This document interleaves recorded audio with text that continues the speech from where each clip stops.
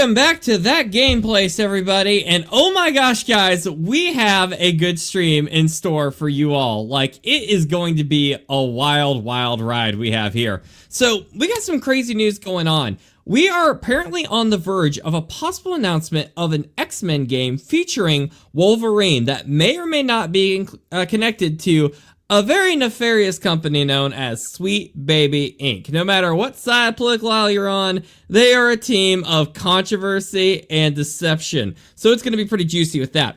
Also in the news, Hollow Knight's making some really big news with how well the newest game's been doing, so we'll definitely be leading out with that story.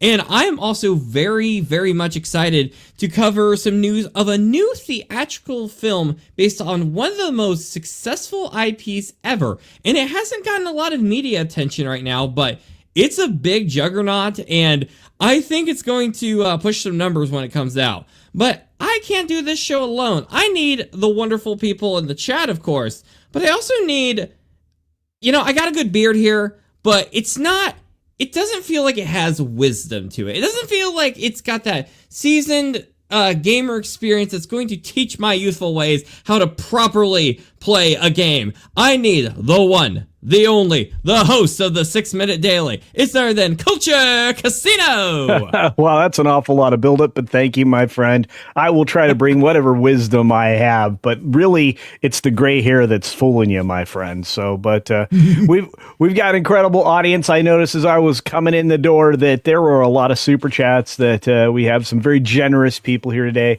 giving us lots of quarters to play those games. And as we start to roll the videos out starting tomorrow, I think you guys are in for a treat. We've got some stuff, and I just want to say thank you to Chris Dickerson, who dropped a $2 super chat saying "Hail to the King, baby." That's right, and that would be this guy. I'm more like the court wizard. That's what I'm with the hair and the beard and everything. But thank you, Chris. We appreciate you. Chris, you rock. Yeah, we got our buddy Mark Fields out there. He spreads nothing but positive vibes. And for a $5 super chat, a bunch of quarters there, my friend. It says positive vibes to you all. What is a favorite side scroller? Well, we're going to talk about a side scroller / platformer that I think it's going to become everybody's favorite. That's our headline for the day. We will be talking about Hollow Knight Silksong. And if you haven't seen a playthrough video, or at least the first 30 minutes of the game, which is stunningly beautiful, you're going to be surprised that you have a 3-dimensional world that gives you that kind of depth, but in a 2-dimensional platformer / side scroller. So I think you might love it. So Mark, stick around for that coverage. And then we got Chris Dickerson again for another $5 in quarters. My goodness, Chris, thank you so very much, saying Borderlands was interesting with so many weapons. It got boring faster because it had so many weapons. You know what? 100% true. What do you think, my friend? I'm thinking I'm having mass confusion because you're getting super chats that aren't on my screen for whatever reason, which is really strange. So StreamYard's being a little wonky. But Chris, to get so I'll bring him up if we missed any, so we don't leave a super chat behind, folks. But to your point, Chris, Borderlands was one I always wanted to get into. But I think there is someone who may have joined us who might have played a little bit of Borderlands back in the day. I am, of course, referring to the man who could probably destroy me just by looking at me because of how strong he is. He is the one, the only, the man, the myth, the legend from Late Nights with Lauren and Apollo. It is Kevin Apollo. Hello, boys. How are you? Hello, sir. We're good. That was a real weird accent. I don't know. Right. That was weird. That was me doing a Paul Snape. Oh my gosh, can we just do the whole stream in Snape's voice? It's like, all right, everyone, story from that park place, Mr. Potter. Oh, and I just figured out I have all of the super chats from last week. Oh yeah, I don't know why. I'm Robin Leach and I don't know why. So you're good. If you want, I can go and bring up some of the current ones, unless you got them. Yeah, please do it. I have a zonker bonker crazy amount of super. So Go ahead, my Maybe friend. we should change that to the headline story, that StreamYard's being confusing as always, because I have the supers, but they're not starring for me. So, Duck, please get your stuff together, Mr. Duck. But you know what? Who doesn't need to get their stuff together? Ruby Hoove with the most amazing cat icon for $5. Greetings. Hope everyone is having a stupendous day/evening. Hit the like button. Well, Ruby Hoove, we always appreciate you. And, I'm curious, Ruby, what is the name of your cat? I always see that icon, and that's my question for you. What is the name of your beautiful kitty? But thank you for the 5.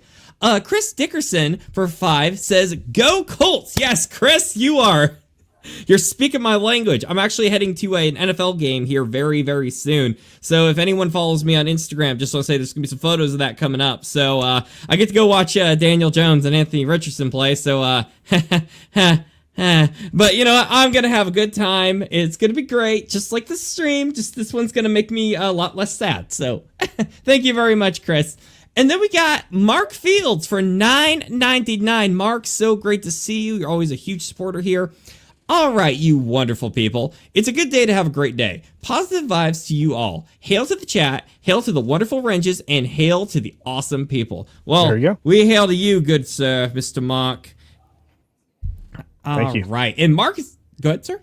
Go ahead. I just said thank you. All right. Oh, absolutely. Mark comes back again with another $1.99. I'm actually excited for the Legend of Zelda movie. And this is where I'm going to actually, because I've been kind of yapping a lot on these supers. Gentlemen, to Mark's super chat here, I have to say I really much agree with him. I don't think it's going to be the movie I've always wanted them to make. I've said before that if they're going to do a Zelda movie, I would like a really dark, abstract type movie that doesn't have a lot of dialogue. It's very show don't tell. I'm kind of like a Pixar short film because Zelda tends to be very little dialogue heavy in the dungeons until you get to the main quest. I would love to have like the first half hour of the movie just be like Link and Navi basically kind of up to some antics, but I don't think Hollywood will ever do something like that. Kevin, are you excited for this Zelda movie? I'm excited for a Zelda movie. I don't see them doing a full 30 minutes of, hey, listen. I don't think that'll work. But I'm jazzed for this. I can't wait to get a trailer, and I'm really very hopeful that they get it right.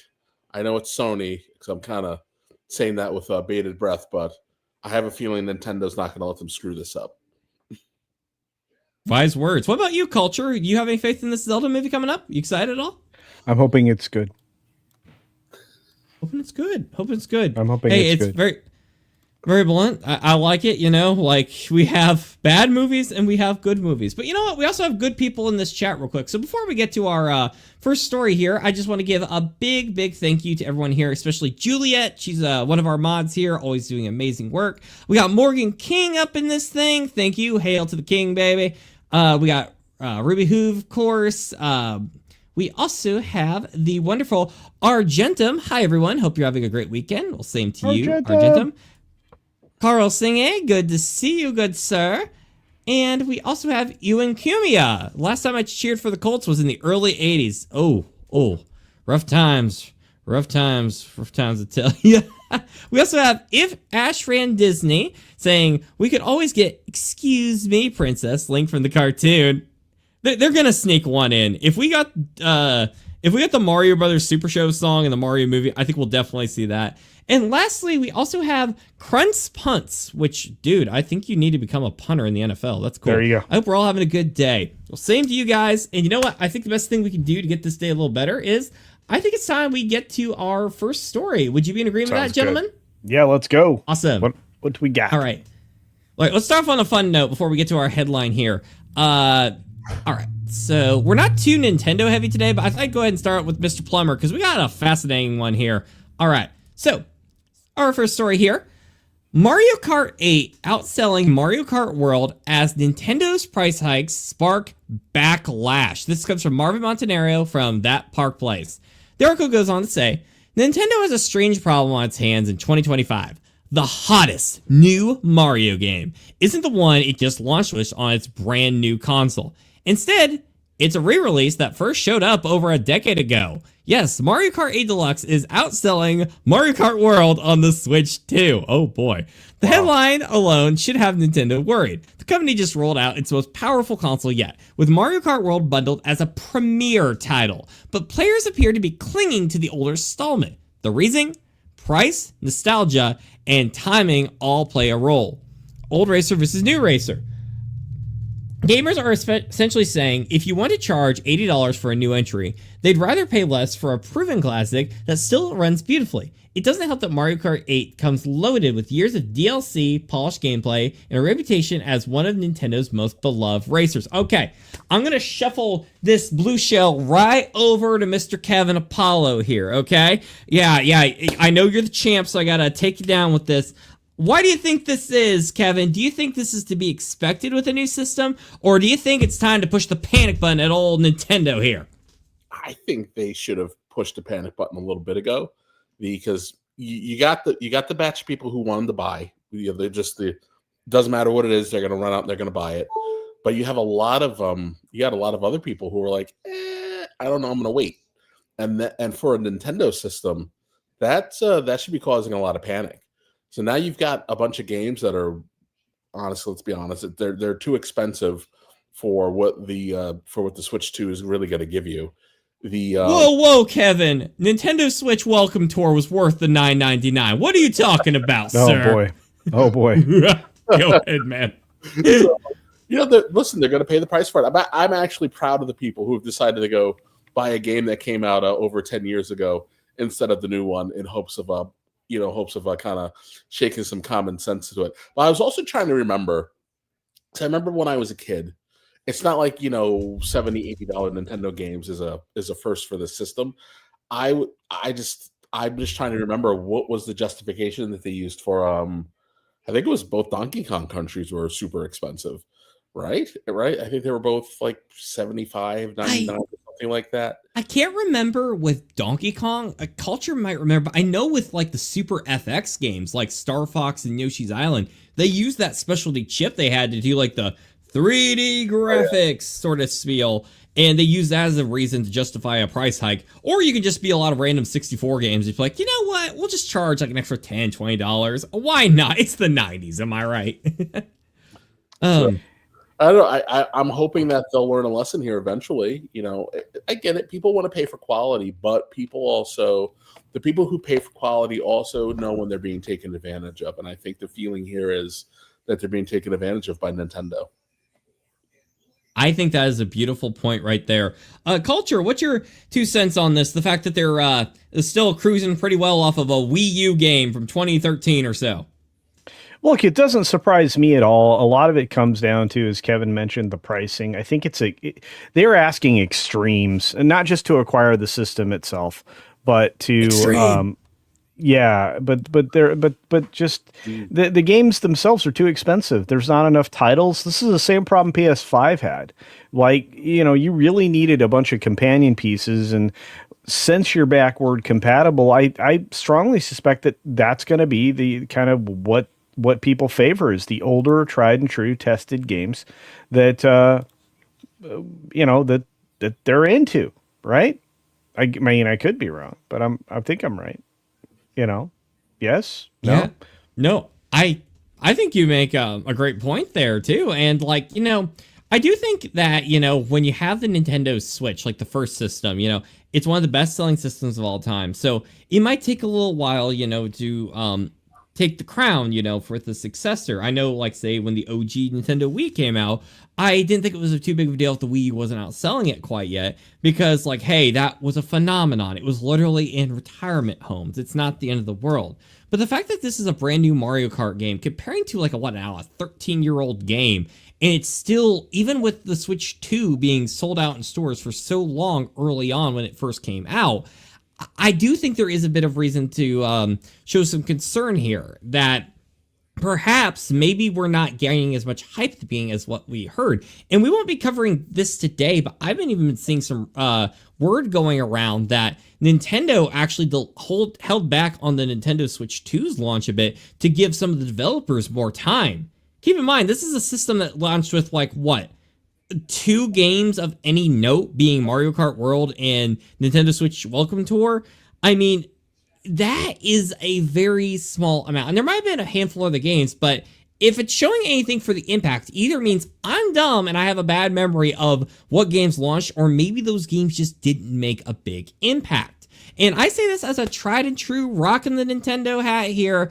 I think we need to garner more buzz. You know, we just had Donkey Kong Bonanza come out, but the reality is the games have to show up because, you know, gamers, we're a bit cautious. You had the PlayStation 3s, you had more recently, the PlayStation 5, you know, games where it's like, hey, when are the games coming out, you know? And you don't want that to become the legacy of the system, because I was in denial about the Wii U for a very, very long time. And I don't want that to be the case with this system. And, you know, if anything changes with that, we'll be sure to cover it here on That Gameplace, because I would love to see Mario Kart World making a big rebound to become a classic for everyone to see.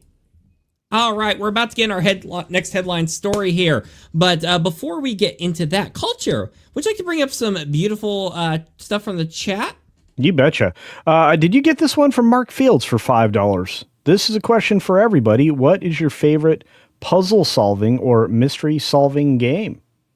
No, we did miss this one. Thank you very much, Culture. I'm going to once again blame the duck and not you or me. So take that, StreamYard. Kevin, I'll let you go first on this one. I need a minute to think on it. I don't know if this counts, but does Heavy Rain count? Heavy Rain? Ooh, I think that's probably a good. Yeah, I think that's probably it. You know, and it's funny because in a lot of the top tier AAA games, we still find puzzles and elements like the ones that I enjoyed. There were many in Assassin's Creed during the Ezio trilogy. I thought that Desmond had to solve an awful lot of stuff to get all of the the little pieces. But if it's a pure puzzle game, or something like that, a mystery game. Man, it's hard to beat that Heavy Rain game, but there's a man. I don't know. I'm still gonna go back to my mini games infested, Assassin's Creed. At least at the time, Assassin's Creed was pure and had some wonderful puzzles to try to solve. Gentlemen, I know I have the most intelligent panel on YouTube, but y'all are sleeping right now. You guys gonna have the lullaby going on, because where's the love for Portal, everybody? Like, that is a top tier franchise. Like, I love everything about it. GLaDOS, the turrets, the companion cube. I remember when you used to be able to go to the bookstore and find little plush companion cubes to take home, and I kind of wish I bought those now, because I think that... Kevin, can you go to a wood shop and make me a life-size companion cube? Can I hold you to that for the next stream? Can you do that for me? That is a little beyond my skill set. But you know what? I'll give the old college try. There you go. Okay, thank you. If it just looks like a crummy birdhouse with a heart on it, you know what? I'll say you tried, my friend. I'll say you tried. But Mark, thank you very much for the $4.99. We're probably gonna look into starting up a woodshop class for all of us, because I think we all need to get good on that. But, there you go. Oh my goodness! But gentlemen, are you ready to start our headline story? Yeah, sure. Just a quick reminder from the audience. Mark mentioned that Myst was a great game. Lots of puzzles. That was a lot of fun. And of course, every game that is in that genre by that publisher, those were really fun puzzle games for sure. Yeah, Portal for sure. Let's see. Wait a minute. What's this say? Cave Johnson. There's a clip I need to add, everybody. There you go. For those who haven't played Portal, Cave Johnson was a character in the game and had a famous rant you can look up on YouTube. Look up Cave Johnson Lemon Rant. And what makes Cave Johnson so amazing is he was actually voiced by J.K. Simmons. So, well, there you go. Oh, what a legend. Yeah, he is a legend. That guy is the legend. I will say that Ash, I get it. If Ash ran Disney, Shadowgate, there's a ton of them, I really think, that were really good. Wait a minute. Does the Welcome Tour fully count as a game? Argentum, I don't know. What was the one that, because somebody's name reminded me of it, was it called Oddworld? Abe's Odyssey? Strange World? Strange World. No, yeah, it was Abe. Remember the little goofy looking thing. guy. Okay, I know what you mean. Yeah. Shoot, I can't believe it's slipping through my memory, but I am old. Those had a lot of puzzles in them you had to solve to get the other guys from one place to another. Yeah, Oddworld. Yeah, Oddworld. Abe's Odyssey was one of my favorite games. Lots of puzzles in that one, if you remember correctly. So thank you, chat people. We love you. All right, let's get into the headline. I'm sorry I distracted us, but no, you're good. You're good. I just remembered that game. Good people around here. There you go. Absolutely. All right. All right, this story is coming from The Guardian with the most giant ad I've ever seen in my life. Man, I want to buy an Amazon Eero right now. My God, Guardian. Okay, anyways. This story comes to us from The Guardian. The headline states, Hollow Knight Silksong launch crashes online gaming stores. Oh boy. Yes. Steam, the Nintendo eShop, and PlayStation Store among those that crashed on Friday, unable to cope with demand for the Australian-made game. Good job, Australia. An enigmatic 3-member game developing team from Adelaide has created chaos on global online gaming platforms. Steam and other major storefronts, including Nintendo's eShop, PlayStation Store, and Microsoft Store, crashed on Friday, unable to cope with the demand for Hollow Knight Silksong, the long-awaited sequel to the critically acclaimed 2017 indie hit Hollow Knight. Man, I did not realize it had been so long. The game's release triggered widespread outrages with people in the streets. Okay, maybe not that bad. With thousands of users reporting issues trying to buy the game in the first few hours of its release. Many were unable to complete purchases, with error messages persisting for almost 3 hours after the launch. Man, I would really hate if you're someone who was like, want to do a midnight thing, maybe get some hours in before work, and then it's like 3 in the morning and you still haven't played the game. You just have bloodshot eyes and ugh. The game's release triggered widespread outrages, with thousands of users reporting issues trying to buy the game. In the first few hours, many were unable to complete purchases, with error message persisting almost 3 hours to launch. The surge in demand was reflected on the troubleshooting platform Down Detector, where users report spikes to 3,750 shortly after launch before gradually tapering off. Social media lit up with complaints and screenshots of error codes as frustrated gamers vented about the lack of pre-order options. One user called the situation ridiculous. Whoa, watch the language, bro. While others describe it as stupid, that no measures had been taken to prevent the bottleneck. Kevin, are we mad about this, or is this a great sign for our Hollow Knight friends here? Like, what do you think? Are we mad? We're mad as hell, and we're just gonna sit here and take it. Because what are you gonna do? Buy physical media when available. I will listen. It's a good news, right? A high demand is always a good thing. Sometimes you just can't help but have to just kind of eat the customer service nightmare. Because your product is selling. I'll eat a poop sandwich from some angry people who don't have patience, and then the next day I'll pull up my sales report and be really happy about how our game sold. So this is it's a win. It's not as clean a win as you can get, but it's a win.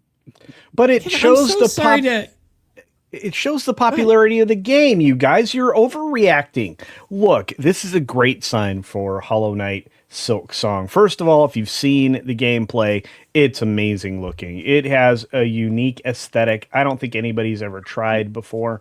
I think it's well worth the the wait, even if you have to wait a couple of minutes. I think it's okay. I think you can suffer an extra few minutes or maybe a little downtime or whatever. It was kind of a bummer, to be fair. But culture, it's my money and I want it now. That's true. Look, I'm not saying you're wrong. I'm just saying that there's not everything always goes right, and sometimes that's a good thing. In this particular situation, I know it's hard to see that it's good, but it is, because this is just going to show the longevity of this game, and we need that. We need games that have longevity. Longevity, if you want to mow. But, even that mowing game seems to be doing pretty good right now. But anyway, I'm just saying this is a good sign. And yeah, they're going to have to eat the customer service sandwich, I believe, is what Those are great ways to put it, my friends. And you know, I just can't. The cool thing is, you know, like digital copies and stuff. I just can't help but picture like this headcanon where it's like a Black Friday crowd, and you have all these Hollow Knight fans, and they're just punching each other trying to get the game. Like, how dare you, nerd! I must get this game. But no, I think this is actually great news. Humble Bumble, another digital retailer, briefly displayed a message stating the game was unavailable due to the overwhelming traffic, a notice that later removed once the issue was resolved. Despite the technical hiccups, within 30 minutes of going live, Steam reported more than 100,000 active players, suggesting many had managed to secure their copies. Hollow Knight was developed by Ari Gibson, William Pellin, and Jack Vine, with music by Christopher Larkin, who comprise the Adelaide-based indie studio Team Cherry. The game, which is set in a richly imagined world of insect warriors, has built a devoted following since its 2017 release and has reportedly sold more than 15 million copies worldwide. New York Times recently hailed the original Hollow Knight as a modern Metroidvania classic, complete with charming and detailed hand-drawn animations, difficult boss battles, and twisting, secret-filled corridors. The original game gained a cult following largely through word of mouth, but the anticipation for the sequel, which shifts focus to Hornet, a sword-wielding princess who appeared as a supporting character in the original game, was such that at least 7 other new games had delayed their launch in the past 2 weeks to avoid a clash. Wow. That's like... They scared. That's like a team in the playoffs being like, hey, I don't want to play with the big competitor. Put the other popular team up against them and hope they falter in the playoffs. Kevin, do you think this game's going to have a huge longevity, or do you think it's going to be like, hey, we got some initial hype and bam, you're going to be paying a lot of extra DLC money for it? I don't know. If it lives up to the hype, that means it's going to be a nice slow drip, right? Everybody who loves it's going to tell their friends about it. No, your friends will tell your friends, and your friends will tell their. This is a really good sign. This is a really good. This game looks beautiful. This is the first time I'm seeing it. It reminds me of like those old school Neo Geo, like those like really like off kilter Neo Geo games, or like a weird TurboGrafx. Oh, like Flash games. Yeah. So nice. An awesome aesthetic. If it's fun. You know, I think just the visuals alone will be enough to pull someone in who's just looking for something, right? Because no, you're right. In what I'm thinking, and I'm just this point, and I'll let you continue. Don't you think this is going to look amazing on a handheld? Yeah, yeah. Ooh. Yeah. This is gonna be one of those games that look phenomenal on a handheld, or it's going to look phenomenal on a big screen TV. This is cool. This is something that's definitely a draw. So I'm all for this. I don't think the customer service snafu is that big of a deal. I think it's just a good sign. So let's go. You just wanted to say the word snafu. Snafu, snafu. Look, I've already said my piece. I think this is it. First of all, I've watched some gameplay now, and it's gorgeous. I mean, as Kevin described, it is beautiful. It's phenomenal. It's going to play really well. It's a side scroller. It's a platformer at the same time. There's a platforming side scroller. It's got it looks like it's very intuitive. Like I said, I think this is one of those games that is going to make a studio. This is definitely going to make a studio. And how nice is it to see, an original IP, that's not tied to something old. It's not like a reboot and stuff. And as we know, a lot of, franchises that have been making a comeback have kind of faltered trying to make the same impact again. We've seen the limbo that the Perfect Dark sequel has found itself in for quite a while now. And to see it like a new IP with just such a small team, it's a team of 3 people. It reminds me of Bungie and Halo, how they were like a family. But they were all passionate about it. They worked hard what they do. Like we live in a time of such bloated budgets. Gamers are sick of it. And a game like this, just coming around, 3 people, it's amazing. And I think that is something to seriously applaud. And that also goes to show, everyone at home, game development is definitely hard. But if you have a passionate crew with everyone having the same goal at the end of the day, you can make something beautiful that can literally change gaming history, and it's going to be a classic that everyone remembers. So yeah, I'll definitely have to give this game a play next time over at a friend's house, because I think this game's got a lot going for it. And if it continues to really make the headlines or see what the future holds for this great series, we'll be sure to definitely talk about it here on That Game Place. All right, everybody. Culture, the people in the chat are angry because we have not been reading their chats. Nah, I'm kidding, but we should definitely be reading them. Wouldn't you agree? Well, yeah, I think Ash makes a good point. I'll pay the extra DLC. The game was only $20. Yeah. I mean, it's kind of the thing. It's like, if you give me something good, I'll give you more money to give me more stuff. I mean, that's a no-brainer. And we used to do that back in the day when DLC actually meant something and mattered and added something to the game. Instead of just, oh, you're going to get these 4, exclusive skins that nobody will see because it's not a multiplayer game. I'm like, please give me strength. Like, I'm playing Assassin's Creed, right? I'm not... don't give me a bunch of just costume changes. I don't care. Helix credits could be darned. Take those things and, make them worth something, because promise you, I'm not going to spend them on any Hex stuff that's coming out soon.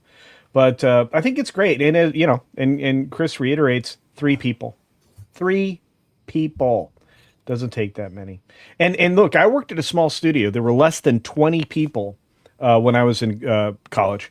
There were less than 20 people at that studio. And 3 of us were voice artists. Like we had suggestions, we could make suggestions, but 3 of us were voice actors. That was it. So, well, I did motion capture too. But that's different conversation. Anyway, go ahead. Culture is making once again a case of why he is cooler than me. But you know who's also pretty cool? Our friends in the chat here. Let's see who else we have joining on the fun. We have Tom F, a good friend of the channel. Nice to see you, Tom. Such an amazing dude. Definitely check out. He does a lot of streams with Ron from Follow the Bradley Fun, so be sure to check it out. I know he's on Lorena Creole's stream sometimes as well, so please check that out. We also have Low Spec Linux Gaming coming in with some fire gaming emojis and a penguin, so thank you, sir. We also have Blue Sharky 38. Hey, good to see you, man. I want to try Silksong, but do I need to play Hollow Knight first? I wish I could say, personally, I would say, Sharky, if you're interested, I would say go ahead and take a shot on it, because a few years ago, I remember, I wanted to see Guardians of the Galaxy 2. I was recommended to see the first one first. Now, I am horrible about procrastinating movies. As you can tell, I'm running the gaming channel, not the movie channel here. So I am a person that isn't always the best movie watcher unless I'm on a time limit. And Guardians of the Galaxy 2, I didn't get to see at the theater because I decided to wait, and I still regret it. I wish I went to the theater to see that film. You see, hear Mr.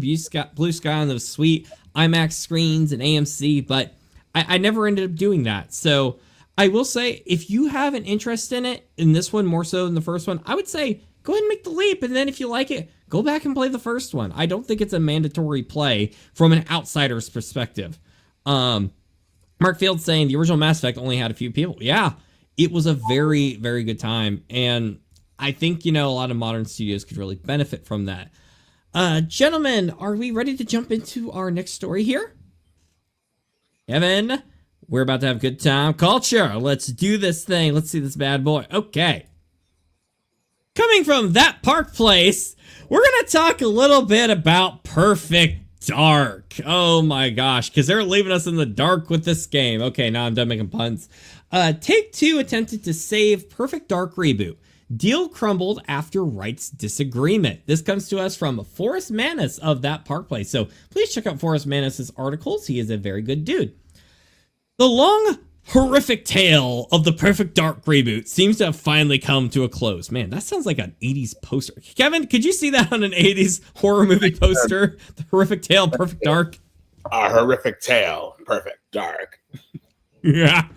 Following 7 long years of development hell, the controversial Perfect Dark reboot was almost restored by Rockstar's parent company, Take-Two Interactive. When discussion about the future of the IP went sour, mass layoffs ensued. Microsoft's layoffs led to Perfect Dark cancellation. Microsoft has been making headlines as it continues to downsize, and mass layoffs within the company have affected roughly 4% of this global workforce. You have Hollow Knight making the game with a team of 3 people. Meanwhile, you have Microsoft laying off 4% of a global workforce. I mean, my God, people. Though this may sound like a small number, on paper, it represents over 9,000 employees who have been axed by the mega corporation. These layoffs have led particular sectors of the company to suffer or even die out as a consequence. Wait, die out? Oh, die out. Okay, I horribly misread that. Microsoft's stated goal with these terminations is to position the company and teams for success in a dynamic marketplace. Well, I think they wanted to be pretty dynamic on the theoretical dance floor, and I think Microsoft really screwed the pooch, so to speak. Phil Spencer, CEO of Microsoft Gaming, sent a memo to employees informing them of the changes to position gaming for enduring success and allow us to focus on strategic growth areas. We will end or decrease work in certain areas of the business and follow Microsoft's lead in removing layers of management to increase agility and effectiveness. But let's take this back to how this affects Perfect Dark. These layoffs have led to the cancellation of several projects, much of which were never announced, though others include the fantasy title Everwild and most noticeably Microsoft's prospective reboot of Perfect Dark. Now, many of you are probably familiar with Perfect Dark because Rareware did a beloved classic on the Nintendo 64 back when they were famous for making fantastic games for Nintendo. Not only was Perfect Dark itself shut down as a result of these mass firings, but two was the initiative, the gaming studio in charge of the project's development. Now, before I hand this off to Kevin Apollo here, I want to get in a little bit of how it wasn't quite done. Years prior, whilst development was ongoing, the initiative has been struggling with the game. So a partnership with San Mateo Games developer Crystal Dynamics was formed. Paired together, the two studios effectively reset the game by moving it from the initiative's custom engine over to Unreal Engine 5, which, as me and the panelists here, Culture, Kevin, I think before we said, like, hey, it's nice to go with some older game engines instead of fumbling around for 3 years and hoping it gets better. The project didn't get much better. Speaking of, though, and developers began lashing out on potential customers. Jeez. After years of development hell and the initiative's recent closure, the remaining team couldn't finish the game alone. It was brought to a complete standstill. Embracer Group, owner of Crystal Dynamics, seeking either to revive the game or to simply recoup costs, attempts to sell the game off to other publishers.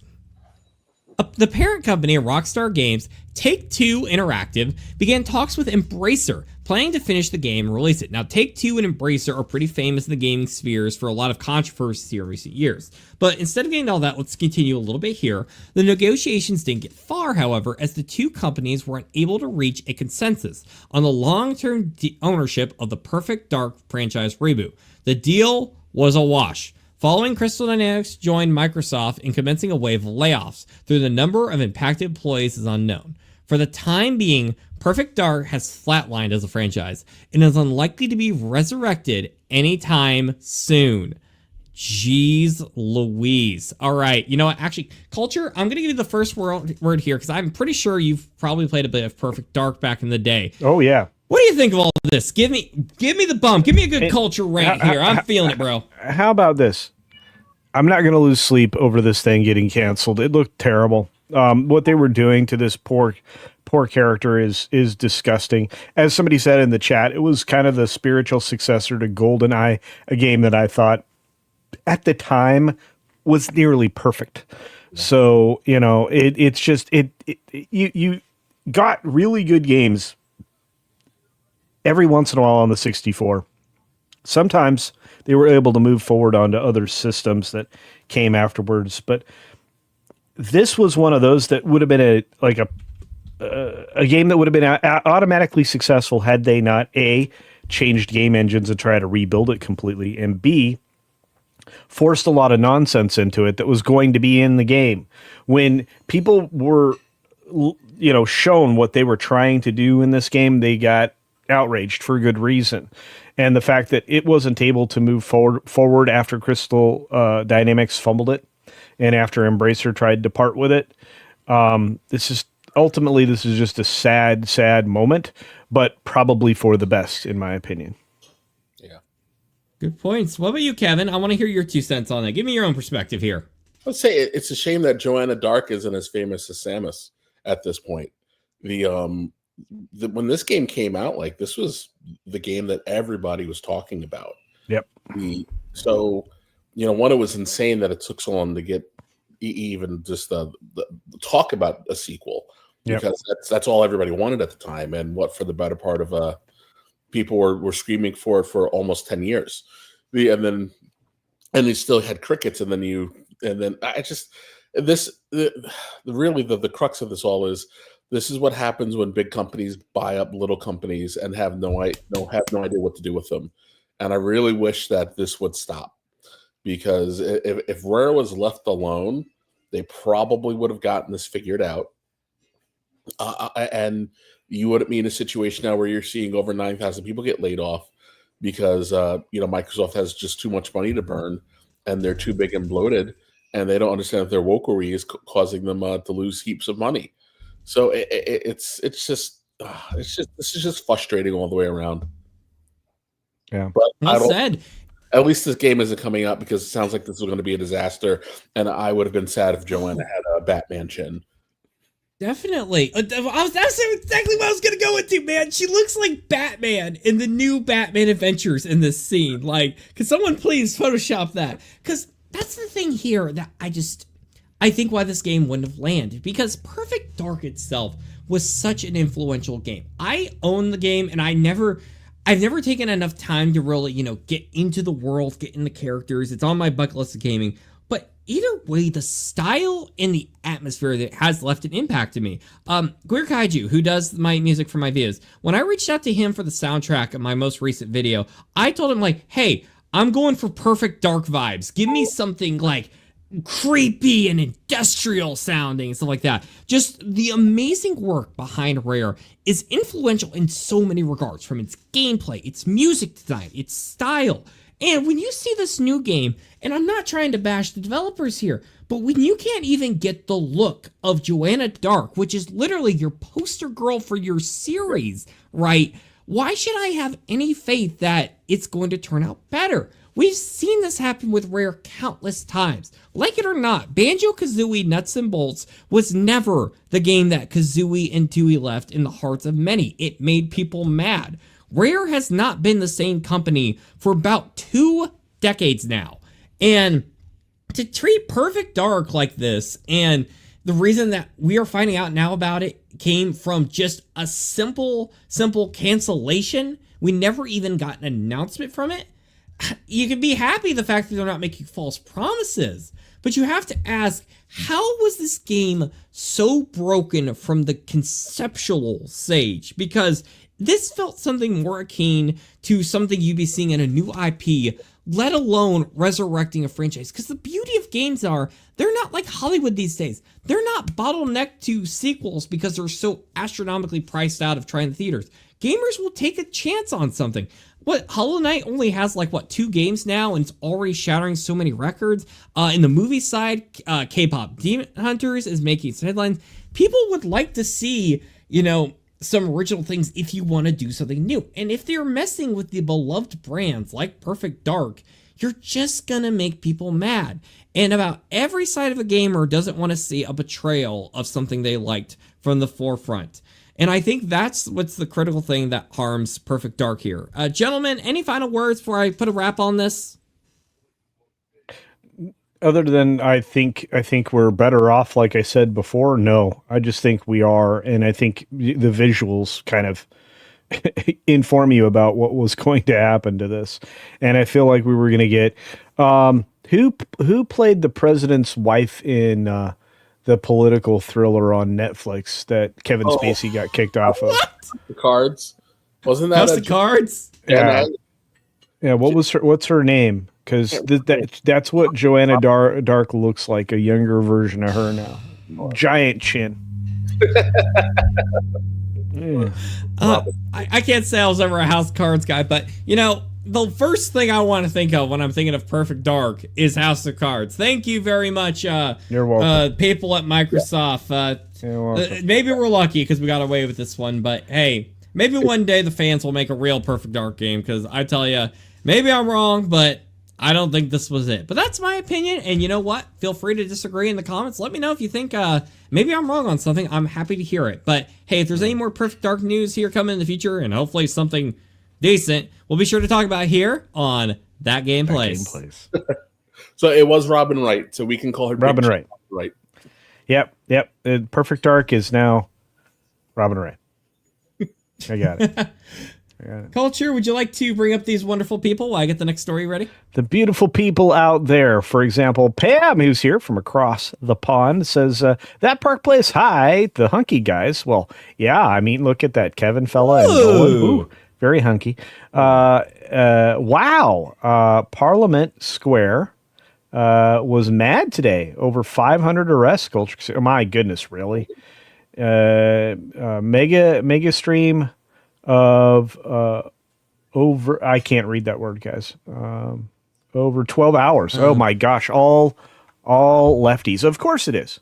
Yeah, again, it's unfortunate that you guys didn't move along from the parliamentary system, but I'm hoping that the next party that takes power in your country reverses all of the terrible decisions of your completely bought-off puppet master known as Herr Starmer. That's right. Your version of a Yahtzee. So I'll have to go and check that out, Pam. Thank you very much, dear. So yeah, according to Blue Sharky, if you want proper classic rare, I'd highly recommend the ukulele. Okay, well there. See, I did a Nolan and I split it in the wrong place. Hey, as long as it's not French or any other country that's not English or an article that has, too fancy of English, I'm fine. Yeah, well, as you wish, says Chris Dickerson. Look, I'm going to tell you. Joanna Dark looking like Robin Wright's a real problem for me. So that's all I have to say about that. But you know who doesn't look like Robin Wright? Culture? Who?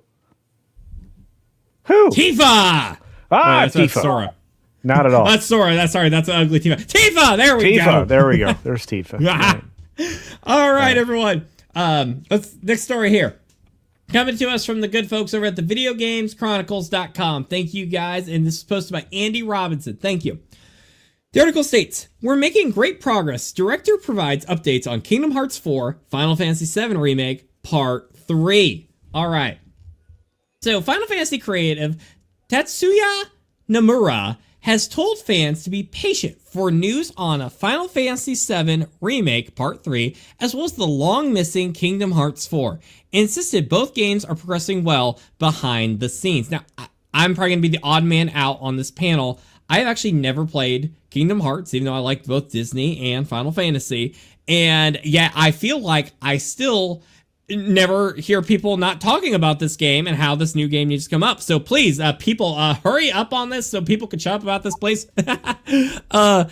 Meanwhile, Final Fantasy VII Remake Part 3 is expected to close out the remake trilogy of the current generation of consoles and has reportedly been in development for more than 2 years. Speaking during a new live stream, translated by Atataki Mochi on X, director Nomura was asked for an update on the two games and claimed that they were progressing well.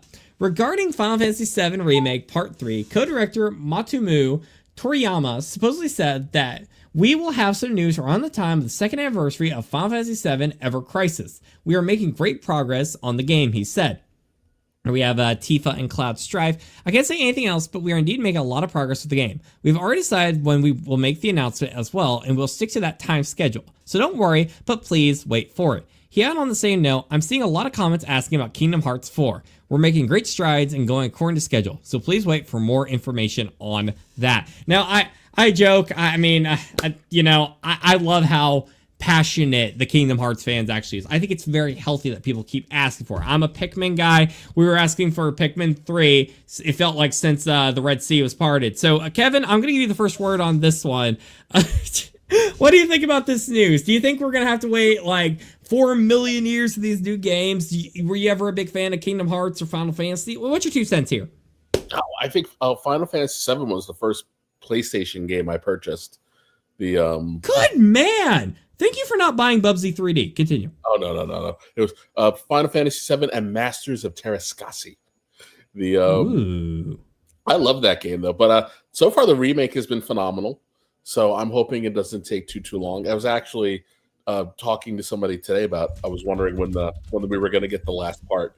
So this is good news. And then I played the first Kingdom Hearts for like an hour a billion years ago, and I get why people like it. It just never really did too much for me. So, but they've got a passionate fan base, and they keep coming back for it. So give people what they want. That's why not? That's everybody. I love it. Fun. No, I think that's a great point. What do you think, Culture? What's your 2 cents on this? Do you think we're getting a little too anxious here, or do you think we're you getting pretty excited for this? I don't know, because I think that we've been waiting for the Final Fantasy remake to actually have been completed by now, and here we are, 3.5 years later, and we're waiting on part 3. Am I wrong? And so my assessment is this should have been done a little bit better and a lot faster. As far as Kingdom Hearts goes, look, the game's beautiful. I watch other people play that game because it's not my combat style, but look, it's gorgeous. It's fun. It combines characters that you love. It just, who knows if it's ever going to get finished or shown or handed out to people. I never thought 3 would come out. So, let alone 4 show up with another Keyblade, but we'll see. I mean, as long as it's not the inclusion key, I think we're good. Oh my goodness. Well, Kingdom Hearts connects a lot of people. I remember this was years and years ago, back before graphic t-shirts were commonly worn by a lot of people in the world. And I just saw this dude, and he just looked like he was like the rocker style. He looked like he was like grouping or like going on like a tour bus with like Aerosmith or something. Like he was several years retired. The dude looked like a retired rock star. I remember selling walking. He was repping a Kingdom Hearts 2 shirt, and I'm like, good man.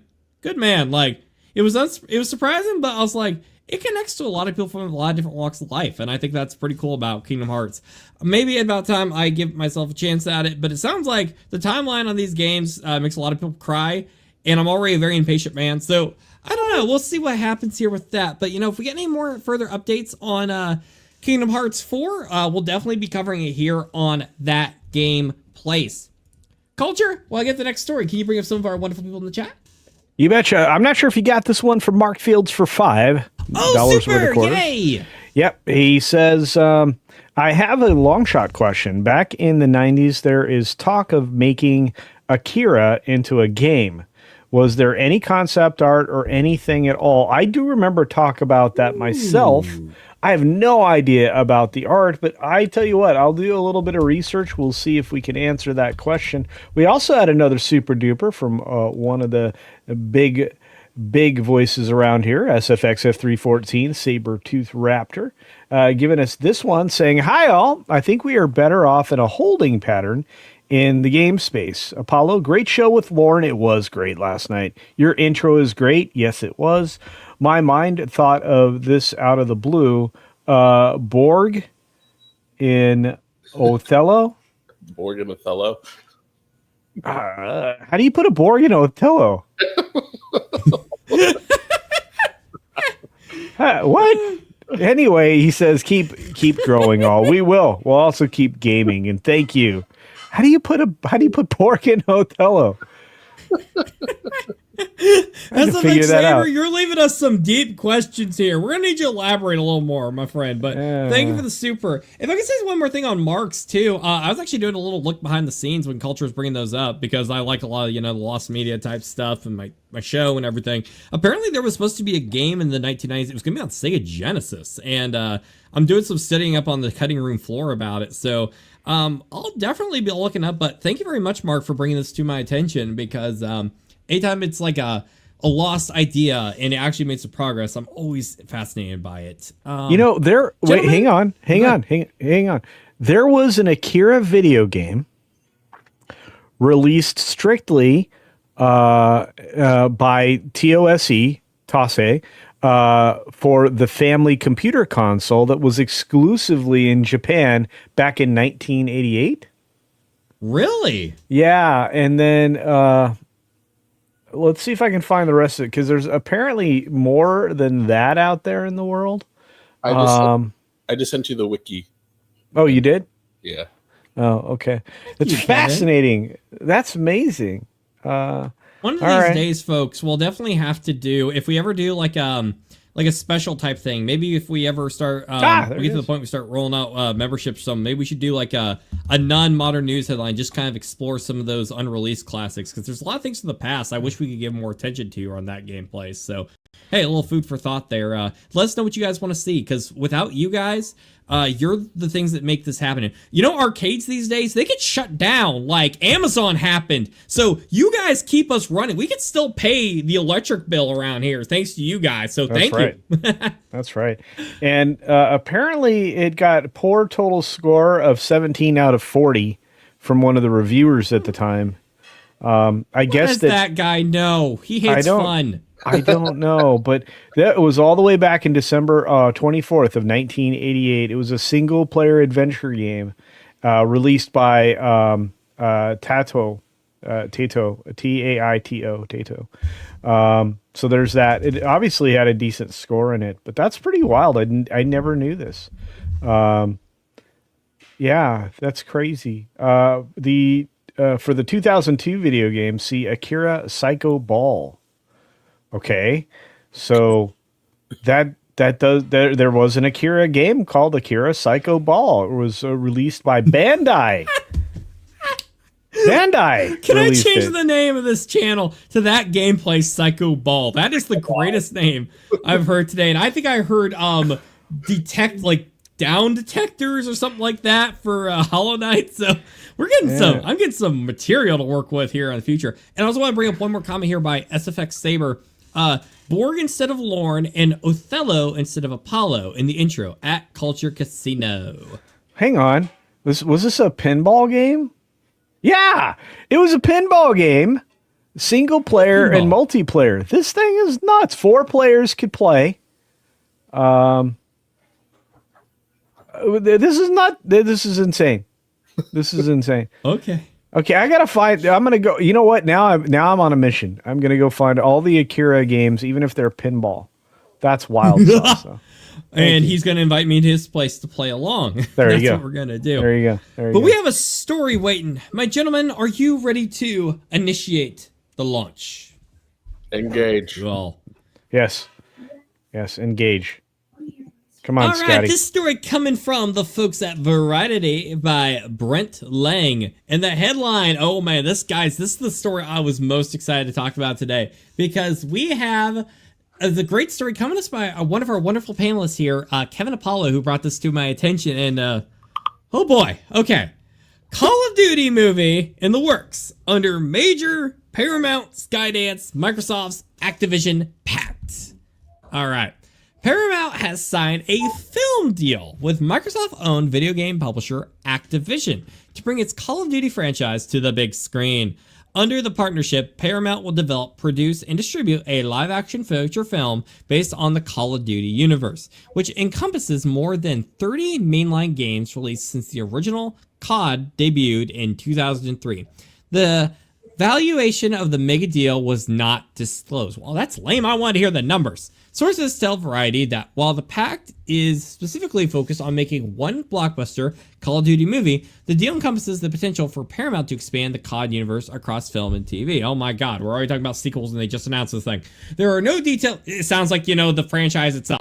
Anyways, there are no details yet on what the focus on the Call of Duty film will be. Although the video game franchise is at its core a series of first-person shooter military titles. Many of the games have interconnected storylines, characters like the Black Ops sub-series from developer Treyarch, who some of you might remember for developing Spider-Man, the movie, the game, back in 2002, a little food for thought there, which is about to release Black Ops 7 this fall. The Call of Duty pact comes a month after Paramount closed its $8 billion merger with David Ellison's Skydance and the latest in a line of splashy movies. Splashy movies sounds like a coming-of-age teen girl flick. Okay, anyways, since the merger was approved, the company lured Stranger Things creator, the Duffer Brothers, over from Netflix and shelled out $7.7 billion to become home of the Ultimate Fighting Championship event for 7 years. Now settled with Microsoft Gaming, Activision itself part of a mega merger just 2 years ago when Microsoft completed its $68.7 billion purchase of Activision Blizzard, which gave the tech company control over Call of Duty and many other popular video game titles. And it goes to talk about a little bit about the past of, video game movies from the Mario movie, Sonic movie. We're not here to give you the same old news. We're here to give you guys something fresh because Call of Duty is about to become a movie. And I have faith that this film actually will come out. Kevin, give me your opinion here because I can't say I expected this news. There's already been a lot of war movies out there, Saving Private Ryan's probably the obvious choice. But to adapt Call of Duty into a film, that kind of came out of left field to me, despite all the video game adaptations that Hollywood seems to want to chase. What's your personal take on this? Do you think this might be a good move? Your personal connection with Call of Duty? Like, give me your unique perspective on this. I'll be honest. I've never played much Call of Duty. I was never really too big into the first-person shooter thing, outside of GoldenEye. Actually, there was one game I can't remember what it was called. There was an Xbox exclusive, and the guy who does Wolverine's voice was in it, and you could kick people. But I finished it in one night. I think the only Call of Duty I've ever played to completion was like one of the Black Ops ones where it ends with they introduce the zombies. It's like Nixon, JFK, and a bunch of world leaders, and then they break into the Pentagon somehow, and then they push a button, and they start shooting zombies. Outside of that, it's like But I will never turn down a chance to go see a high octane testosterone filled man movie with a bunch of things blowing up. So it's you never really know what you're gonna get with Paramount. But I'm hoping that they get this one right because just I don't know, a bunch of guys shooting Kevin, guys. How do you mess that up?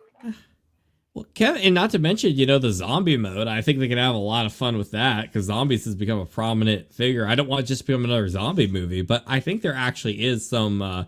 You can get really creative with this sort of thing if it really embraces the fact it's a video game movie. And hey, Paramount has shown that, after the first time around, with the test screenings and the OG Sonic, the Sonic movie franchise has become an over $1 billion series now. So they've shown that they can actually be pretty competent with their movies these days. And I really respect, with the Sonic the Hedgehog 3 movie, I believe the director or the animation director, I can't remember who, I think it was the director himself, but I could be wrong, so apologies on that.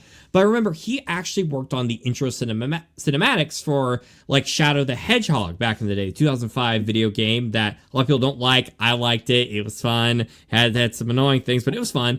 And I know Sonic and Call of Duty are obviously very different series, but it showed that they went out and got the right people who had a long history with it and showed that they could be true to it while still keeping it fresh enough to where you're not going. The Sonic movies are smart. They don't bog down the viewer with Sonic 06 lore. They really streamline, for example, Sonic Adventure 2 to make it more appealing for a vast audience. I think they could do wonders with that on, more of the Sonic series. I'd love to see them give the same treatment to Call of Duty. Culture, I don't really know much of your perspective on Call of Duty, but I would love for you to weigh in a bit with your thoughts on this and give your own perspective here, please. I think recent Call of Duty has been more hit or more miss than hit. And I think that the internal politics of everything, and including the new structure that surrounds them, whatever comes out of any kind of film or television deal is likely going to be disappointing to actual fans of the game. I think that if anybody can make something intriguing, it would be Paramount's new efforts, because under the Skydance, or after the Skydance merger, they're going to hit the green light on a lot of things and a lot of male-centric areas. The problem is they still have a lot of structure in their studios that will likely twist the knife into the backs of the actual fans of the games. But like I said, COD's already been infected with some really bad stuff. So I think the fans of the originals are going to be let down. And I think that just looking forward, I think that this may be a learning experience for Skydance with what they'll get or what they'll yield out of anything in new media. That's something we still have yet to see. And I think you bring up a very interesting point here, Culture. And if I could kind of weigh in from what kind of makes my mind circuitry going crazy after your statement is we've seen a lot of, great video game adaptations nowadays because we had, like, of course, the Super Mario Brothers movie for 2023. We've had the Sonic the Hedgehog film series. And recently here, give or take, we've had a very successful Minecraft movie.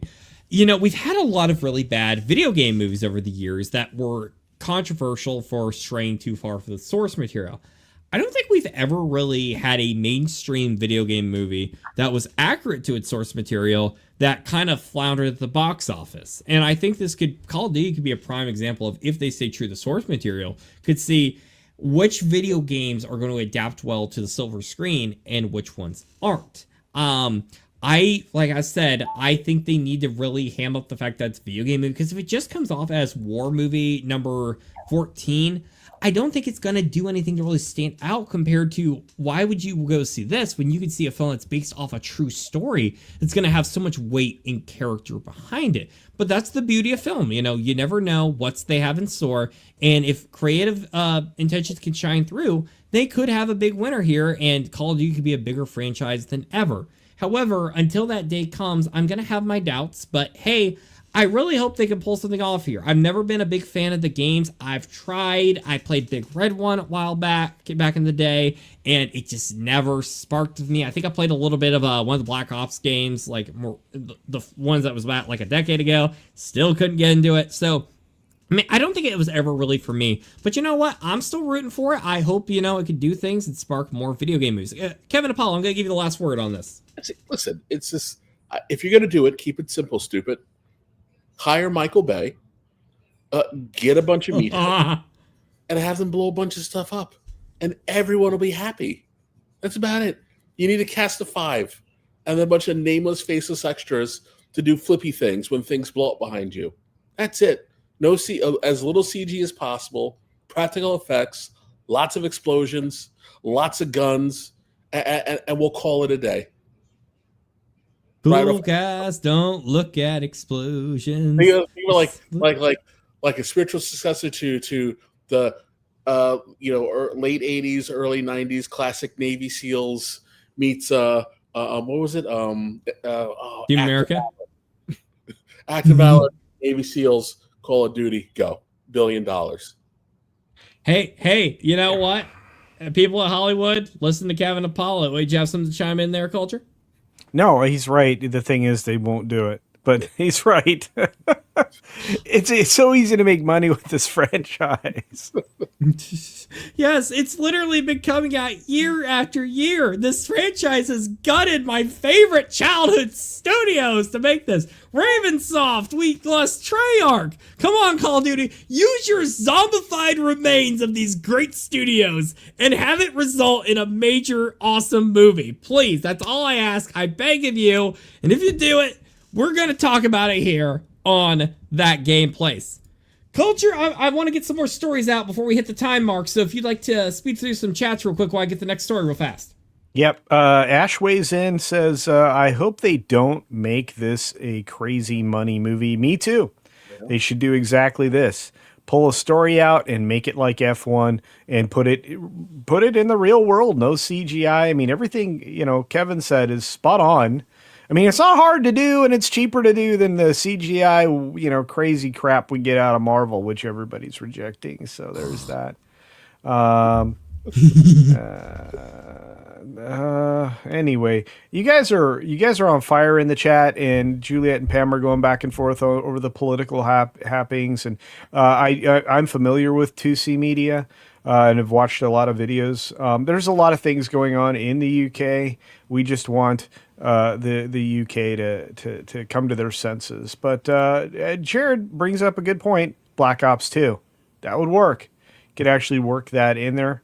Like you said, I mean these things are a dime a dozen now. So we should be able to make an easy one. Rip off the past.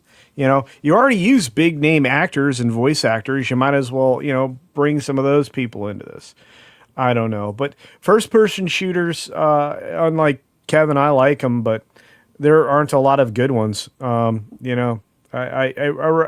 rather play GTA 4 or 5 again. And I'm worried again because of how long the delay has been for GTA 6. You guys have no idea what they're taking out of that game. That game better put a rift in the space-time continuum with how long we've waited for that dang game.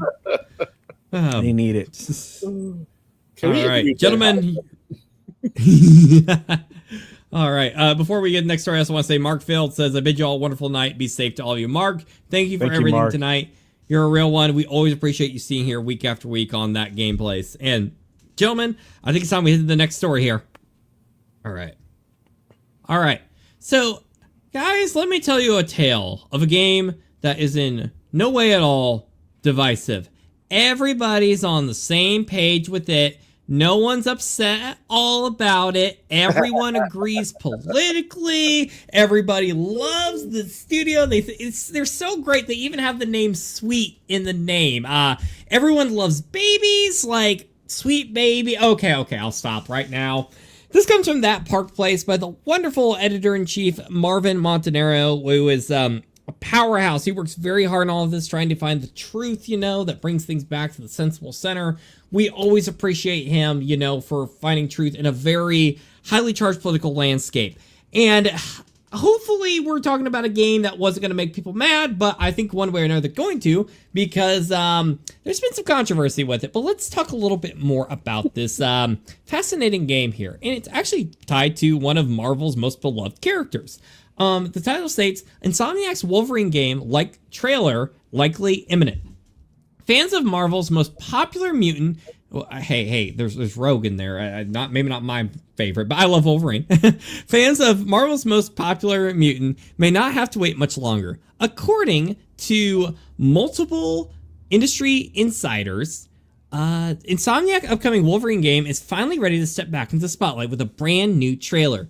A Wolverine game trailer years in the making. When Insomniac first unveiled Marvel's Wolverine in 2021 PlayStation Showcase, the teaser trailer was little more than a cinematic mood piece. Logan at a bar, claws out, promising something darker than the Spider-Man titles the studio is known for. Since then, the project has been shrouded in silence, leaving fans wondering when they'd see more. I can't help but think back to that scene in the first X-Men movie where she's trying to recruit Logan. I'm just kind of thinking that he pulled an X-Men First Class and basically told him to screw off, and that's why we're having to wait for this game still.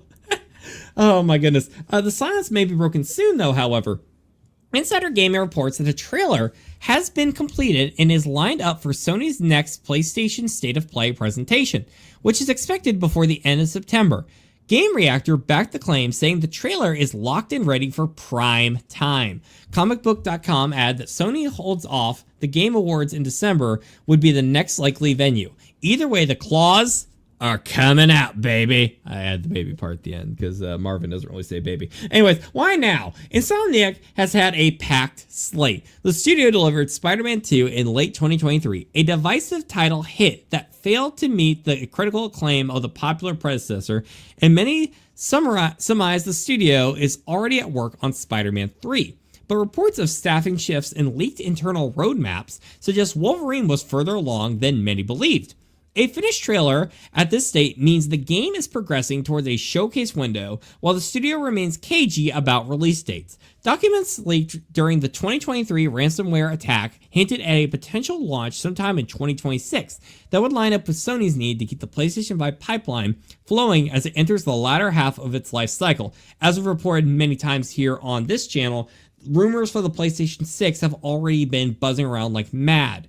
We talked a little bit about what to expect from the game, but before we get into that culture, do you remember when the big leak happened about this Wolverine game? There was a lot of controversy about some of that information getting out, some talk about how it's linked to Sweet Baby Inc., which has been known for putting a lot of certain kinds of ideology that doesn't really vibe for a lot of gamers, maybe toning down some of the female characters, sex appeal in favor of maybe doing stuff that might be seen as, in their eyes, a little more inclusive. Do you remember when all that controversy first ran out from those leaks? Oh, yeah. Yeah. Now, do you think that do you think it's giving us any of a grip of what this game might be going for? Or do you think there might be some pivoting going on, perhaps reacting to some exterior circumstances going on? Well, I think that some of the reception to the leaks kind of have tainted the game completely. About 7 months ago, we got some more leaks out there, really revealing that they were very far away from getting this game done. In fact, it isn't truly open world as they described. It's got a lot of problems. Specifically, I think that people should be worried about it because of the messaging that's likely to be inserted in there, and I'm not sure they are capable of being able to extract it. There was some other elements of this that I think is a real problem, but some of it I think they are correcting. So I have no idea what we're going to end up with finally, Nolan, but I'm not going to be one of the first people out of the gate to put money down to play it. I'll tell you that right now. Hey, I get that, Sweet Baby's company has had like a lot of controversy on a lot of the quality of their games here releasing. Whether you agree with their politics or not, they are not putting out games that are juggernauts in sales. Look at The Squad Killed the Justice League, another superhero game that just came out. Like, whatever aisle you're on there, that game left a bad taste in a lot of gamers' mouths. And I if I could say something with here, speculation about like, hey, are they pivoting? Are they going for some new things? Or what do we even going to expect than just seeing Logan chilling at the bar? Because at this rate, I'm just thinking that's going to be the whole game at this point. I think we're definitely on the verge of seeing something change, because I doubt they would go full out and cancel this thing. I think this is going to be a big thing for Insomniac. I think we're definitely going to see this before Spider-Man, and he's like the second most popular Marvel character, or at least until Iron Man and Captain America had their renaissance, probably around 2 decades now ago.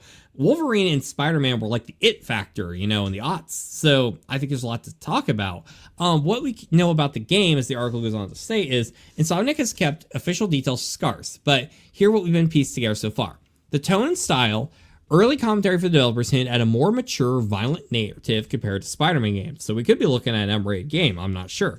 Creative talent, Marcus Smith, Sunset Overdrive, and Mike Daly, Ratchet and Clank are attached to direct, bringing veteran Insomniac voices into the project. It's PS5 exclusive. Like Spider-Man, this game is built specifically for Sony's hardware, promising to push the console's technical limits. For Marvel fans, the mix is just a story faithful to Logan's roots, gritty, bloody, and uncompromising. However, leftover feels for Spider-Man 2's divisive dive into identity politics persists. Kevin, what do you think about the direction that we're seeing here so far? I don't want to speculate too much, as we might be very close to a reveal here, but what do you think we can expect to see in the twilight hour of getting so close to possibly getting some word on this game? I'm assuming that the picture of Jean Grey in the game was so traumatic that everybody has forgotten about it, because we had very ugly Jean Grey in what was supposed to be a footage from this game, and that kind of tells me everything I needed to know. That Sweet Baby stink is all over this game. So maybe Kevin, why did you unleash this on me? I hadn't seen this. Kevin, why did you do this to me? I don't care what your politics are. It looks like a character out of Silent Hill. Yeah. Oh my gosh. Here we go, folks. Sweet Baby, please go back to the drawing board on this. I'm rooting for you guys. Come on here. Fix this, please. Okay. I know it's beta and you shouldn't judge, but okay. Kevin, please continue, but please don't jump scare me again, please. To me, a Wolverine game should be something that's super easy to make, right? Like, it's let him run around Canada, let him run around some woods, let him run around a desert, let him run around Japan. You're fighting ninjas, you're fighting Mounties, you're fighting, I don't know, the Wendigo and all this other weird stuff that he does. Essentially, it should be a 3D remake of the old school Adamantium Rage. Wolverine is super simple. Just do some cool claw combos. Let him climb some walls with his claws. Let him, hang out in a bar and get into a couple fights and do some cool stuff. Walk away really slow from an explosion. I don't need a narrative manager to come in and tell me how to write Wolverine. If you don't know how to write Wolverine, then you should not be writing anything. This is one of the easiest characters on earth to write. He's got to get into an argument with Sabretooth. He's got to call him a runt, and then they're going to fight, and he's going to smoke a cigar, and we're going to go, that was awesome, and go home. I look, I'm gonna spill some tea if you don't mind. Whoa! Spill the tea, Culture. Spill that tea. Exclusive. All right. This is one of the games that is rumored to be featured at the end of the month for the State of Play event. So the end of September, we are going to get game releases that would include this one. Insomniac could present this along with Bungie presenting Marathon, which we've all seen and rejected. You have some kind of Metroidvania game potentially being talked about. And of course, the very well anticipated, highly excited humans looking forward to Intergalactic, the Heretic Prophet from Naughty Dog. And I think that's kind of, this is going to be very, very bad as we get closer and closer to the actual release of Ghosts of Yotai, because I think we're going to see that in the State of Play as well. And I'm going to tell you, Ghosts of Yotai is going to super suck a Yotai. So anyway. Okay. I'm dying of laughter here. Before I die of any more laughter, I mean, Wolverine's awesome. Like, guys, I don't care how you vote. Just make a good game, please. Please, I just want a good game, and don't scar me for life with Jean Grey, because usually, like, Jean Grey makes me happy. So please don't do that, please. Anyways, if we'll keep you away from the nightmare feel here on that gameplay. But if we hear about good things with this game, well, we'll be sure to let you know, because for my nightmare's sake, yeah. So see you around, guys. Anyways, we have one more story to cover here. But Culture, can you bring up some wonderful people in the chat, because I think they're traumatized. Sure. I mean, I agree with Chris Dickerson. Someone say Heretic. Great follow-up to Hexen. Oh, indeed. Yeah, nobody's going to play that. Oh, man, let me tell you. Assassin's Creed could not get farther away from success. In fact, there's way too much witchcraft in things now. They're getting the wrong side of the measure, and I think that's by design. So be prepared to reject a lot of garbage, folks. Hey, I like witches. I like the sexy witch costume in DOA. I like those witches. All right. Yeah, there was a lot of offense taken at the Jean Grey revelation there, Nolan. Stop showing us Failguard characters, please. I promise. Yeah, everybody is enjoying the Nightmare Fuel. You're welcome, Ash. I knew you'd love that. Read by Nature out there says Wolverine shouldn't be primarily be a stealth game either. Aldi Arkham is not a winner. I'm going to tell you right now, I am not looking forward to any of the games that are going to be likely to be shown in State of Play, which could include this one. They have no release date for it, so I don't think Wolverine's going to be showing up before Christmas. All I know is Ghosts of Yotai will be, and it will flop pretty hard. So there's that. If I'm ever making the greatest decision of my life, I just want Culture in my ear going, Ghost of Yotai. I'll get like the ultimate pump up. You gotta clip it. Yes. I'll have that clip for always and always. Oh my gosh. Man, Heretic Prophet is going to be Naughty Dog's biggest disaster since their last one. Yeah. So, gentlemen, we ready to get into the last story here? Bueno. All right, let's do this bad thing. All right, cool. All right, so.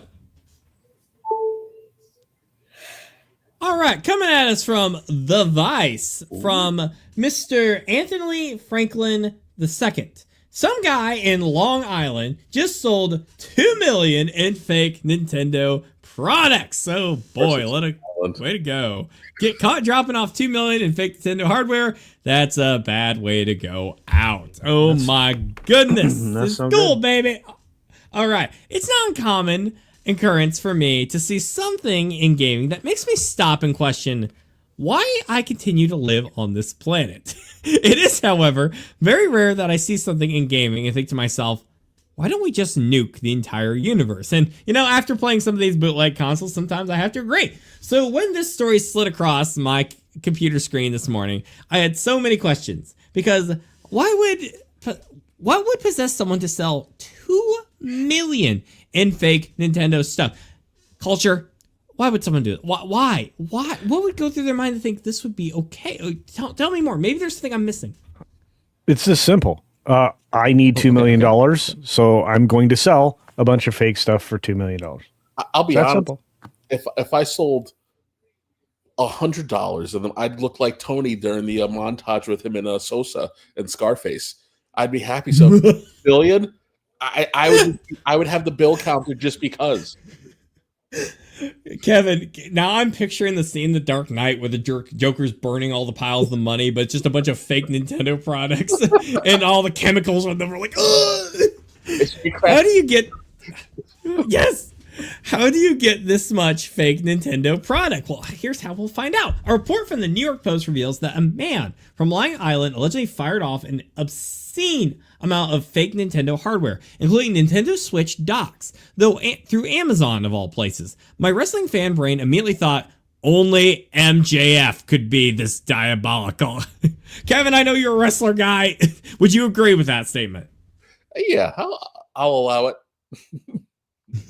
But that's also because MJF is the only person I know of from Long Island. Okay. According to Nassau County DA Donnelly, for years this defendant allegedly hawked hundreds of thousands of counterfeit Nintendo accessories for popular consoles and games through several Amazon seller accounts he controlled. Which makes sense, like anytime you're going through the Amazon page, it's easy to find knockoffs. Like, it's really not that hard, people. Just go to page 2. Heck, even page 1 these days, some of the first results you get are like, it's not the Game Boy, it's the Sane Boy. It's great.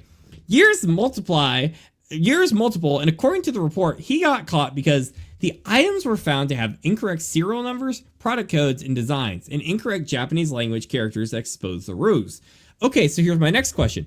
How are you so committed to a scam by trying to pull it off on a global scale, like it's Pinky in the Brain, with no knowledge of language you're imitating? This isn't even Frank. Lucas getting caught because he decided to show off for one night. That was hubris. This is stupidity. And he's looking at a possible 15 years in jail on conspiracy and trademark counterfeiting charges.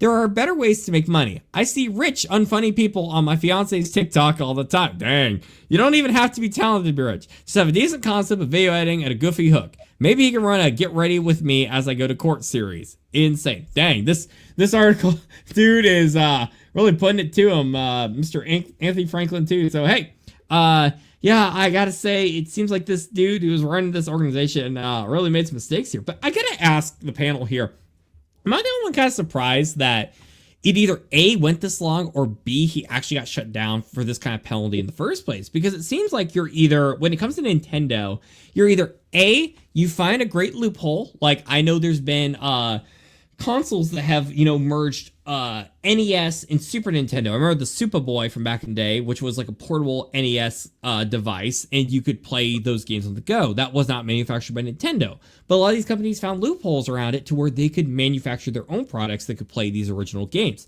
Or you see the polar opposite, which is you just release a trailer for a Super Mario fan game, and Nintendo is sending out those ninjas. They got the katanas. They're taking this guy. They're taking this sucker out. And I gotta say, I'm kind of surprised of where this went. Culture, do you think this is a bit shocking, or do you think this is kind of like, do you think the loopholes were pretty obvious and it's pretty clear why he got caught? What do you think from your own perspective here? Well, first of all, I mean, if you get away with this for a long period of time, you kind of feel invincible. So the shortcuts that you may take along the way, may become more and more prevalent, which means you're less and less likely to continue to succeed. There's the worst criminals are lazy criminals. And, that's my take on it is just like, stop being lazy, put in all the work, make sure you got your serial numbers good, and, you're good, you're golden, get away with it, but again, I mean, it always comes down to that. And, thank goodness criminals are dumb. We thank them for it. You don't know how bad culture now. I just want to see, because you know when they have one of those heist movies where it's like, Yeah. gentlemen, we're about to pull off the greatest heist in this mankind. I want them to direct a movie, but it's all about bootleg and knockoff products. Like they're running Pokemon products in the background. Or I something. tell you what, when I come out to the East Coast, maybe I'm gonna rent a Hertz truck or something, not a U-Haul, but like a Hertz or some like off-brand, ducktail truck, and we will pretend to like steal like GTA 6, and that will make a movie. How about that? I think we do really well. I think that kind of a heist movie, there's a lot of people that would be fully engaged in that and find humor in it. Might be a cult classic. I don't know, but we should probably do that. I'm going to reach out to my film contacts. That's what I'm going to do. Hey, now I like that. I want to be a part of that movie. At least give me a cameo as the bus driver, because knock off the movie. I want to be involved in this product one way or another. It reminds me of Fanboys back in the day. But Kevin, give me your perspective here. I'm not for sure from this Vice article if the Nintendo the Cool Baby, as it's called, which is basically a knockoff Nintendo little not handheld, it's like just a plug and play device here. I don't know if this is the exact one or not, because I've seen these things in like malls and stuff. I'm sure one of our fans here has also stated that. Do you think this makes sense to you? Like, what's your perspective here? Like, do you think this is weird? Yeah, it's weird. I was wondering if people knew they were buying knockoffs. Because I don't know. Listen, if you walk around Manhattan, there's no shortage of Africans selling you things that that are not actually what they say they are. A Mata bag. I don't know. Claptor instead of couture. It's just what it is. It's something that happens all day, every day, everywhere. Do you have a Gookie watch? Gookie watch. I have a Q watch right now. Yeah. Do you have a Louis Vuitton bag? I love how the packaging on this, it says 600 games, it's just 600 game. 600 game. You get game. Just game. If I see culture on the back saying "get your game on," like I'm gonna call foul here. If they knew they were buying garbage and whatever, I get it. It's not a good thing. You shouldn't be breaking the law, but Jimmy Choose, yeah. Look, I look at that. I think it's actually wild. That people aren't praising this guy for being innovative, but again, lazy criminal, lazy results. So. Yeah. The only thing to say is you got the 2 million and you got lazy, bro. All you had to do was put a little extra effort in it, and we'd probably be telling this story very differently, because you would have gotten away with it. We all would have had cool baby NESs. What are you talking about? I want my HD video game. Yes, HD video game. I want my 600 game collection. 600 game. Hey, if this guy ever breaks out of like jail or something like that and is up to his old tricks with the Sega Genesis, we'll be sure to definitely cover it here on That Game Plus. Yeah, that's right. Yeah, get your Sega Gynisis here. Anyway. All right. Oh my gosh, I can't wait to play Ninja Gaiden. Oh my god.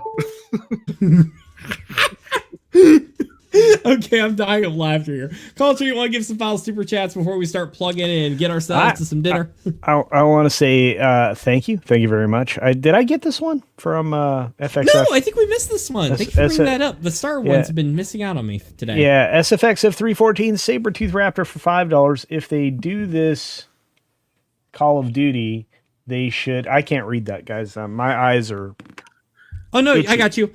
Okay. Kevin, would you like to read? Oh, sure. If they do this Call of Duty, they should start and focus on World War II era storyline before doing any modern day storylines. Thoughts? I think that's the only way that game will be successful. Because I don't think if they touch on the modern storylines, they're going to bring modern messaging into it, and they cannot authentically do that in a previous war like a World War II game. Sorry, my allergies just kicked in, so I apologize. But Oh no, you're fine. You're fine. I do worry if it's in World War II, if there's certain, things that might be in the movie that we might not be able to talk all out on like YouTube and such, which could hurt its marketability.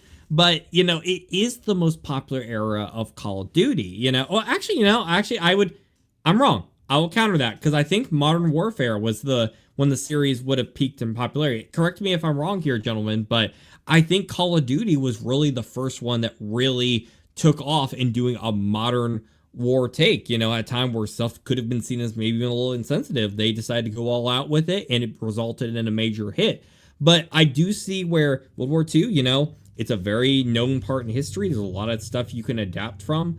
I think they do a lot of liberties here. Gentlemen, let me bring this over to you. Kevin, do you think it would be wiser to go modern or older school with this? It depends on the director. Because I'm like, if you give it to Michael Bay or David Ayer, right? David Ayer does some kick butt movies. It's the guy who understands how to talk to the audience with spectacular war violence. But I think you could have your cake and eat it too. You just have it be a storyline that carries out over decades. I say you open the movie up with this massive World War II battle. You have you start your plot, you introduce everybody what's going on, and then the B-52 bomber. Yeah, and then you pay off the storyline in present day, and now you can go make your sequels and do whatever it is you want to do. Just don't be stupid and have have it be a legion of girl bosses. Well, no, Kevin, how about we do Call of Duty World War III? It's set in a future timeline where everything goes crazy and stuff. And it's like, they have a bunch of crazy things happen. Like, I don't know, the country gets demolished and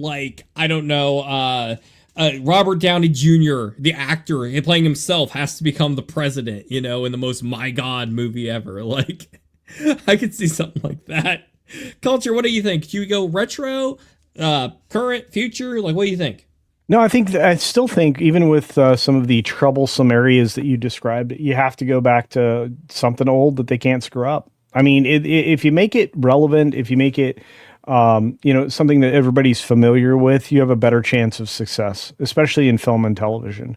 If you're just talking about a game, World War II is still rich. You can still find all kinds of battles. We recently had an amazing film, a Guy Ritchie movie called the Ministry of Ungentlemanly Warfare, which I think unfairly didn't get the kind of box office returns that it deserved. It was a very fine film based on real events, a interesting squad that eventually, I believe, became what we now know as the specials of the UK. For example, like James Bond. In fact, one of the characters in that film was what Ian Fleming based James Bond on. So you have so much history with World War II, especially, and you have to consider over the course of in less of 100 years, I think the span of 60 years, 50 years, Germany attacked the world twice because they thought, we didn't get enough of the world the first time around.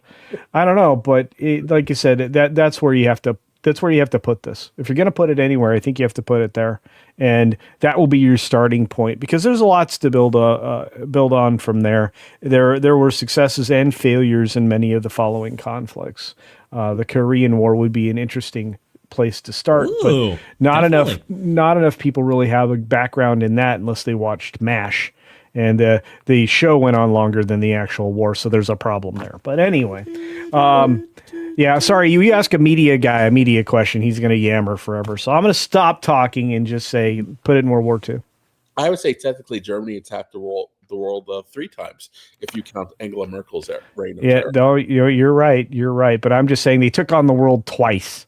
They went, hey, let's not just attack our neighbor. Let's get the world involved in this. So yeah. Well, I think this brings more credit to SFX Saber here because it shows like we just had this long rant about like German history, and it shows people are extremely passionate and find history fascinating. It's way cooler than everything the schoolyards ever told you. There's a lot of fascinating things here, and I don't know, it's a low-hanging fruit there at Call of Duty. maybe you guys can capitalize on a great film. But you know what I'd like to capitalize on?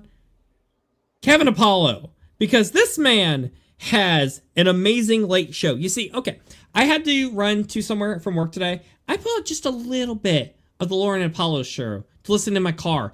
And that earworm of a song, every day I listen, is in my head for hours. Kevin, explain yourself and where these people can find you. That's right. Tuesdays and Friday late night, Lauren and I will regale the people with tales of lore. We'll revisit some old shows. We'll play lots of different games. We'll do lots of cool stuff. We're just there to have some fun and hang out with our friends. Sometimes Culture pops in. Sometimes Nolan pops in. You never know who's going to pop up in the panel. You never know what we're going to talk about. We don't even know what we're talking about half the time.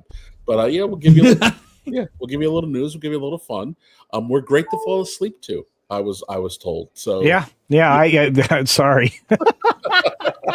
That was my quote he just used. They are great to fall asleep to, and I did it last night as well. So thank you. But entertaining. You know what? To be honest, that's what you're supposed to use late night TV for. Get ready for the next day. Have a nice little, fall into rest to take you in an escape before you have to be back at it the following day. So Kevin, sometimes it's hard for me to fall asleep to your show because I'm laughing too hard at some of the craziness you guys have, especially when this guy shows up. Like, yeah, I could have hung around last night, but really for me, the producerial duties that I have for that show, and by the way, I love doing them. So whatever these guys needs, I try to make sure they have, and then it's off to go watch them do something great. So thank you, Lauren. This is why we love Culture Casino. This is like one of the hardest working men I've ever seen on YouTube, and why y'all all need to follow him. And the dude is literally everywhere. So Culture, try to tell us where these people can find you. I know you're on a lot of things, and give them some details. Well, first of all, I want to finish praising Lauren, who does a great job on that show, and of course Kevin, who brings humor in like the most unexpected ways sometimes. So last night was just gold. You should check out the show if you haven't already, and you should start seeing some promo spots for that here coming up here quick. So really looking forward to seeing that show take off and maybe become its own channel. But anyway, as far as I'm concerned, you just check out my main channel, Culture Casino, on YouTube, and you can check out the new one, Campione Reacts, which usually features me and some young ladies with some very important opinions in today's dating world, trying to counter the narrative of crazies on TikTok and other social platforms. So find yourself a way back to reality and to a real world of dating that so many have abandoned, and it's still waiting there for you, by the way. There are people who would prefer traditional situations and values over the absolute insanity of piercing everything on your body all at once. So beyond that, do check out the shows and check out the videos. I dropped a video yesterday that, because of your help, got over 10,000 views in the first 12 hours, and that was after a very steep climb, because it started as a members only, because I do members first videos about twice a week. That was one of them, and the YouTube actually turned the comments off. And if you know what's going on with the YouTube algorithm right now, comments and thumbs up are the most important things for creators right now, because it's the only way that you get promoted by YouTube, the algorithm, and it's actually counted as a real view. So to all of you, I just want to say thanks. And to Nolan, I want to say thanks for putting together a great show tonight. Thank you, my friend. I appreciate it. Well, thank you. I'd be nothing without all of you guys here. I have such intelligent people around me, and they make such great points, and they make me laugh every Saturday, and that's always what I appreciate. And the chat, too. We've been building such a great community here and stuff like that. I'm so excited to announce that we got a lot of stream highlights coming up here very soon. We got some videos coming up in the pipeline and stuff. We got a lot of fun stuff going to be happening here, and I'm really excited because we've been having a lot of highlights, and we're heading into September, so I think these streams are going to have a lot of big announcements coming up. We have the State of Play, of course, coming, and there's been long rumored that Nintendo Direct should be happening this month, too. So we'll definitely be taking some time to get a coverage of that. Hopefully on the day, we'll actually be doing stream as well when it happens. And we'll also, whether we can hit that or not, we'll definitely be doing a stream where we can do a news roundup and cover everything, because I think we got some big announcements coming. I don't have any leaks or sources, but I have a strong feelings on that. In the meantime, before we go, just wanted to once again promote that I have a new documentary out on the urban legend surrounding Super Mario 64 and how it was allegedly built with an experimental artificial intelligence that may have caused seizures for its plague testers. My series is called Lost in the Files. It's a mix of B-movie horror, comedy, and has an 80s synthesizer soundtrack to it. It's a lot of fun, and I've had some amazing people help voice for my series. These two gentlemen right here. I'm currently in production of a Halloween special for my series and such, so be on the lookout for that. Will I hit the date? Ha ha, we shall see. I'm gonna be working like a madman between this and that, but I'm excited and I want to do my best to give you guys the best videos and streams possible, and I can't do it without your love and support. So please check out Culture Casino, check out Kevin Apollo, give him a comment on their video, even just say hi, you know, it helps us out a lot. And check out Lost in the Files, and I think it's time we wrap up. Gentlemen, any closing thoughts before we get the heck out of here? No, I just, as always, want to have our audience, you know, get their jollies. No. Yeah, the phrase. All right, everyone, have a good night, have a great weekend, and as always, get your game on. You hit the button. You got to hit the button. All right, we're